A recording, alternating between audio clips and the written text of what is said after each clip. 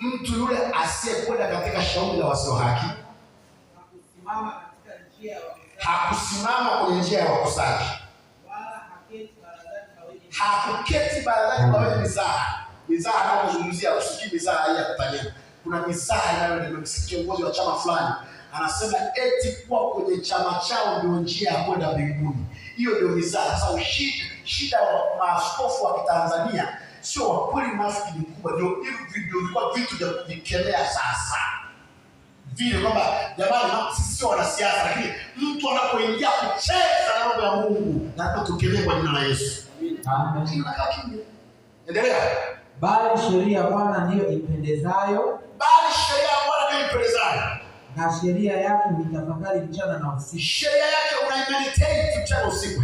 Naye atakuwa kama mtu uliopandwa kando kando ya vijito vya maji. Naye atakuwa kama mtu uliopandwa kando kando ya vijito vya maji. Uzaao matunda yake kwa majira yake. Uzaao matunda yake kwa majira yake. Wala jani lake halinyauki. Jani lake halinyauki. Na kila alitendalo litafanikiwa. Kila alitendalo, kusoma tu neno. Kusoma tu neno. Biblia inasema kila unalolitenda litafanikiwa dada. Kwa msomaji wa neno na siezi. Kila unalolifanya litafanikiwa na sio mwefu. Kila unalolifanya kusoma neno na kutenda. Pekua, tafuta ahadi ya Mungu. Niona kwa Mathayo 5:14 sio?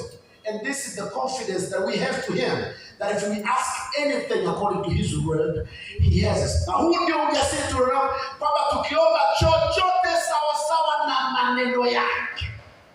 Chochote. Petro kwanza 2 Biblia inasema kama watoto wachanga mliozaliwa, natamani maziwa ya akili, hiyo Biblia ya Kiswahili lakini tafsiri sahihi. Inasema kama watoto mliozaliwa yatamanini maziwa ya neno, milk of the word. Maziwa ya neno ili kwa hayo mpate kukua. Na 1:20 kwa kuwa umezaliwa mara pili sio kwa mbegu haribikayo, bali kwa ile isiyoharibika. Petro kwanza 1:20. Bali kwa ile ya neno la Mungu lenye uzima. Ina maana kipindi kile kama anahubiri injili, wewe uliposikia Roho Mtakatifu alichukua mbegu ya neno na kuitumia hiyo kukuzaa mara ya pili. Kwa hiyo wewe umezaliwa na Mungu. Kwa hiyo ni DNA ya Mungu. Wewe Mungu ni baba yako. Umezaliwa na yeye. Na ndio maana shetani anakuogopa kwa sababu una DNA yake.